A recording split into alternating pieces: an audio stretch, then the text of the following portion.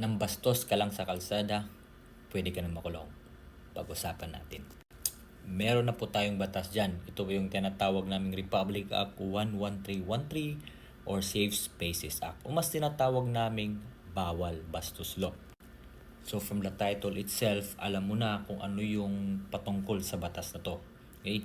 Ito ay naglalayong bigyang proteksyon ng mga tao, lalo na yung mga kababaihan laban sa pambabastos sa kalsada, sa paaralan, or any public spaces, kasama na dyan yung mga online platforms. Now yung tanong, ano ba yung mga common na mga violations dito? Unang-una dyan, yung very common is catcalling. Ito yung pagsipol, no, pagbibigay mo ng remark sa babae na hindi naman niya tinatanggap. Yan, isa yan sa mga common violations sa batas na ito. Pangalawa dyan is yung mga unwanted invitations, no? Ini-invite mo siya, hindi kami, sakay ka dito, ihatid kita, yung mga ganon. Or sama ka sa akin, miss, punta tayo dito sa ganyan, ganyan. Yan, mga very common. Isa pa dyan sa mga common violation is yung mga unwanted comments o mga sexual remarks. Yung mga green jokes na hindi appropriate or uncomfortable na yung victim. Okay? Considered na po yan na pambabastos.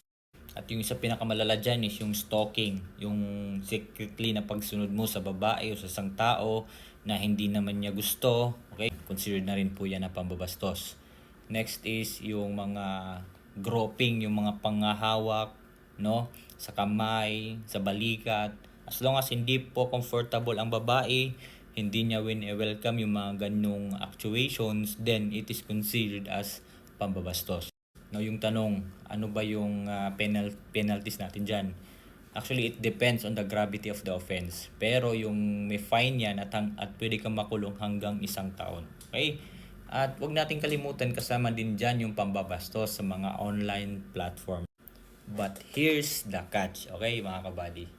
Nagiging pambabastos lang yan, unang-una, kung walang consent doon sa tao or kung unwanted yan. Pero kung may consent at it was mutually agreed, then wala pong violation. Okay? Kaya quick reminders lang po sa mga kababayan natin dyan na wag na po tayong mambabastos. Unang-una, it's unethical.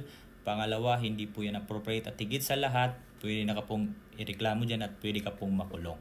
So yun lang mga kabady, kung nagustuhan yung video na to, paki-follow na rin po ng ating account. Yun lang, salamat. God bless po.